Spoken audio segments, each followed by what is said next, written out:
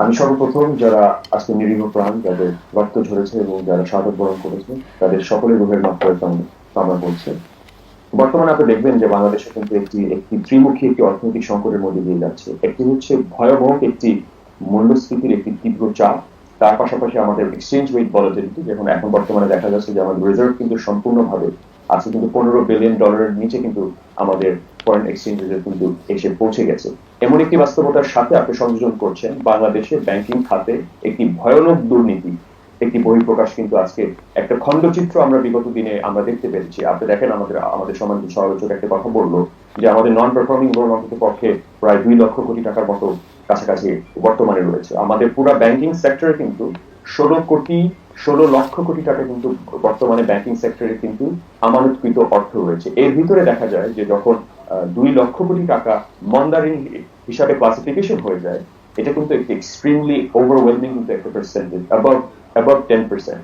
তো এটি একটি সংখ্যার জায়গা। আর দ্বিতীয় যে সংখ্যার জায়গা আমি যেটা ব্যক্তিগতভাবে মনে করি, আপনি দেখেন আন্ডার পারফর্মিং লোন তখনই বলা হচ্ছে যখন একদম এই অর্থটাকে জনগণের অর্থ আমানতকারীর অর্থ একদম গায়েবী করে ফেলেছে, তখন আমরা বলছি সেটা হচ্ছে নন পারফর্মিং। কিন্তু আপনি যদি ডিস্ট্রেস লোনের কাতারে যদি আপনি দেখেন, এটা কিন্তু এই সূত্র আমার তথ্য সূত্রে, এবং আমরা বর্তমানে বাংলাদেশ ব্যাংকের এবং রিস্ক ম্যানেজমেন্ট অডিট কমিটির কাছে আমরা স্মারকলিপি দিয়েছি, আমরা আমরা তাদেরকে অবগত করেছি। ডিস্ট্রেস লোন কিন্তু বর্তমানে বাংলাদেশ অন্তত পক্ষে 5 লক্ষ কোটি টাকা, অর্থাৎ বাংলাদেশের ব্যাংকিং সিস্টেমের সমগ্র 16 লক্ষ কোটি টাকার ভিতরেই দেখা গেল যে 5 লক্ষ কোটি টাকা কিন্তু অলমোস্ট আন্ডার পারফর্মিং লোনের কাতারে কিন্তু পৌঁছে যাওয়ার একটি সম্ভাবনা রয়েছে। তো যেই দেশে আপনার রিজার্ভের সংকট রয়েছে, যেই দেশে আপনার মূল্যস্ফীতির তীব্রতা কোনোভাবেই কমিয়ে আনা যাচ্ছে না, বিশেষ করে অবৈধ এই সিন্ডিকেট গুলোর কারণে যারা আসলে দেশের মানুষের অর্থ লুণ্ঠন করেছে, আমি তাদেরকে সর্বপ্রথম আমি আহ্বান জানাবো, এই যে যারা ব্যাংকিং ডিফল্টার যারা রয়েছে, এরা তো আসলে অনিচ্ছাকৃত অনেক ডিফল্টার আছে, আমি তাদের উদ্দেশ্যে আমি বলছি না, আমি বলছি যারা ইচ্ছাকৃতভাবে জনগণের অর্থ নিয়ে যারা আত্মসাৎ করেছে তাদেরকে সর্বপ্রথম বিচারের আওতায় আনতে হবে।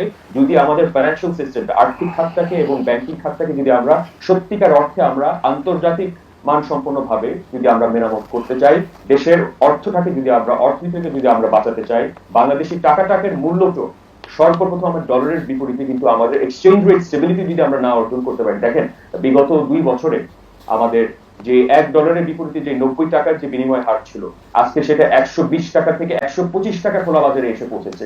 যেই লোক আমদানি করতো 90 টাকা দিয়ে আমদানি করতে পারতো, তার আজকে আমদানি করতে হচ্ছে 125 টাকা। এখন ভবিষ্যতে যদি আমদানি করতে হয় এটা আপনার 150 টাকা দিয়ে, তাহলে কিন্তু আমি বলে দিচ্ছি বাংলাদেশ কিন্তু সম্পূর্ণভাবে বাংলাদেশের অর্থনৈতিক কাঠামো কিন্তু ভেঙে পড়ার একটি সম্ভাবনা আছে। তো বাংলাদেশে যারাই ক্ষমতা নিবে, দেখেন আজকে আমরা সরকার পতন করেছি, ভালো কথা, সবই মানলাম, এবং শিক্ষার্থীদের যে যৌক্তিক দাবি ছিল সেটার প্রতিফলন হয়তো ঘটেছে, কিন্তু এখনো কিন্তু আমাদের অর্থনৈতিক স্বাধীনতা কিন্তু আমরা তার ধারের কাছে কিন্তু আমরা পৌঁছতে পারি নাই। বর্তমানে এই যে ত্রিমুখী একটি সংকট বর্তমানে বাংলাদেশে বিরাজ করে, দেখেন বাংলাদেশের যদি আপনি গ্রোস এক্সটার্নাল লোন দেখেন, যেটা আমাদের বৈদেশিক ঋণ, এটা কিন্তু গ্রোস ডেট কিন্তু $100 বিলিয়ন কাছাকাছি। আজকে প্রতি মাসে কিন্তু আমাদের বৈদেশিক ঋণ পরিশোধ করতে যেয়ে কিন্তু আমাদের বাংলাদেশের সরকার কিন্তু হিমশিম খেয়ে যাচ্ছে। আমাদের যেটা আমদানি যেটা ছিল প্রতি অর্থ বছরে আমদানি ছিল আমাদের 80 থেকে 82 বিলিয়ন মার্কিন ডলার, সেটা আমরা কমিয়ে এনে $60 বিলিয়ন আনতে আমরা সক্ষম হয়েছি, সেটাকে সাধুবাদ জানাচ্ছি।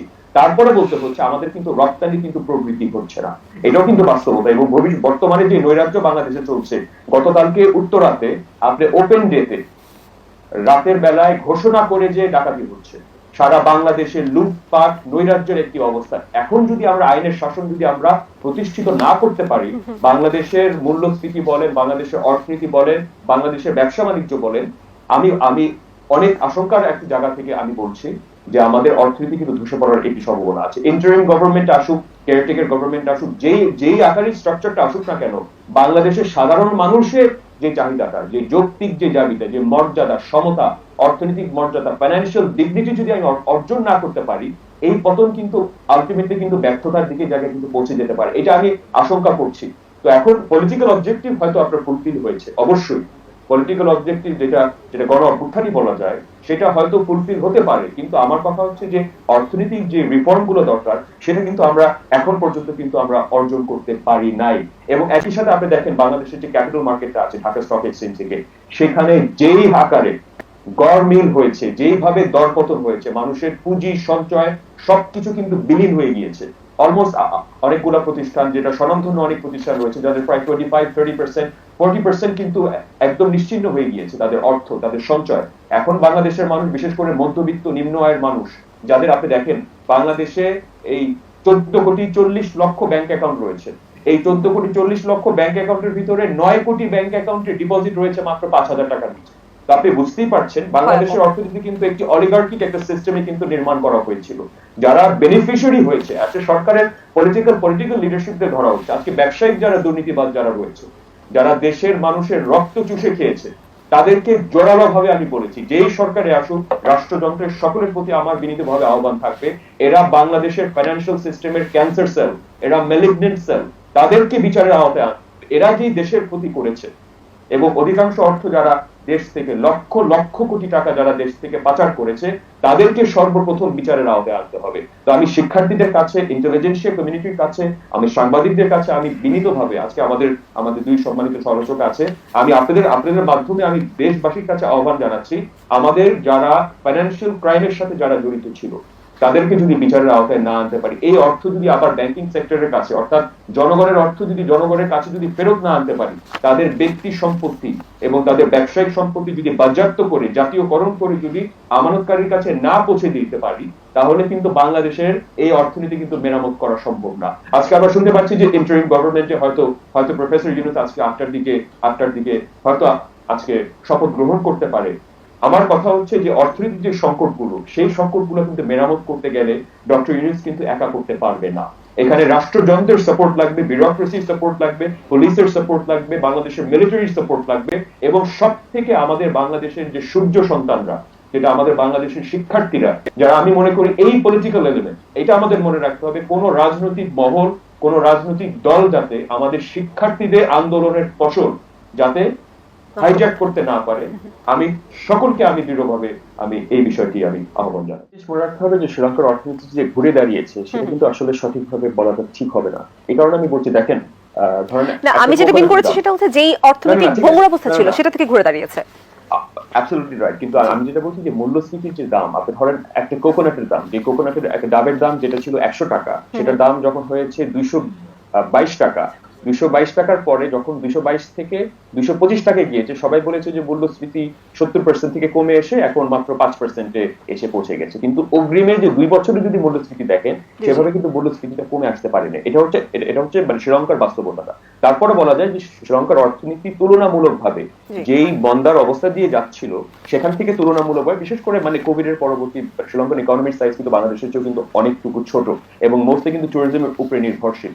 যখন কোভিড এর কারণে তাদের ফরেন আর্নিংস এর যে মানে সোর্সটা সেটা যখন কমে আসে, তখন কিন্তু শ্রীলঙ্কার অর্থনীতি ধসে পড়ে, যেটা হচ্ছে একদম বাস্তব চিত্রটা। আর বাংলাদেশের যে বাস্তবতাটা সেটা হচ্ছে বাংলাদেশে ওভারহল, একটা ম্যাসিভ ওভারহল বাংলাদেশের বর্তমানে প্রয়োজন। আপনার ক্যাপিটাল মার্কেট থেকে, ইন্স্যুরেন্স সেক্টর থেকে, ব্যাংকিং সেক্টর থেকে, এবং যত যারা দুষ্কৃতকারী যারা রয়েছে, বিশেষ করে ফাইন্যান্সিয়াল সেক্টরের সাথে যারা সম্পৃক্ত রয়েছে, তাদেরকে অবশ্যই যদি আমরা বিচারের আওতায় আনতে পারি, আমি মনে করি যে দেশের মেরামতে, দেশের অর্থনৈতিক কাঠামোকে মেরামত করার সম্ভাবনা হবে। এখন কতটুকু সম্ভব, বাংলাদেশে এটা মনে রাখতে হবে যে বাংলাদেশের পলিটিক্স এবং ইকোনমিক্স কিন্তু এক অপরের কিন্তু পরিপূরকের মতো হয়ে কিন্তু কাজ করে। এটা হচ্ছে একদম চলমান বাস্তবতা। আজকে আমাদের মূল্যস্ফীতি বাংলাদেশে যদি আমরা নিয়ন্ত্রণ করতে না পারি, বিশেষ করে নিত্য প্রয়োজনীয় পণ্যের দামের যে ঊর্ধ্বগতি এবং যে তীব্রতা বর্তমানে রয়েছে, আটা, সবজি, ময়দা, ডিম, সবকিছুর দাম যদি আপনি বিগত 4 থেকে 5 বছরে দেখেন, অলমোস্ট কিন্তু ডাবল হয়ে এসে পৌঁছেছে। এবং ইম্পোর্ট কস্ট যখন আপনার অলমোস্ট 40 থেকে 50% বৃদ্ধি ঘটে যায়, স্বাভাবিকভাবে কিন্তু আমি একজন উৎপাদনকারী, যখন আমার ফ্যাক্টরিতে র মেটেরিয়াল যেটা আমি ধরেন আমি 2 বছর আগে যে হারে আমি আমদানি করে আনতে পারতাম, এখন কিন্তু আমার আজকে কিন্তু 3 গুণ দামে কিন্তু আমদানি করে আনতে হচ্ছে। তার ফলশ্রুতিতে কি হলো, যখন আমি বাজারে আমি আমার পণ্যটা বাজারজাত করছি, তখন কিন্তু আমার কিন্তু মার্কেট রিটেল প্রাইসও কিন্তু আমার সেখানে কিন্তু বৃদ্ধি করে দিতে হচ্ছে। So this is an unfortunate reality, কিন্তু this is the economic reality of present day Bangladesh. তো বাংলাদেশের গভর্নর এবং বাংলাদেশের সরকারের সব থেকে প্রথম দুটি বড় চ্যালেঞ্জ থাকবে, সেটা হচ্ছে প্রাইস স্টেবিলিটি, অর্থাৎ এক্সচেঞ্জ রেট স্টেবিলিটি আমাদের সর্বপ্রথম আমাদের আনতে হবে।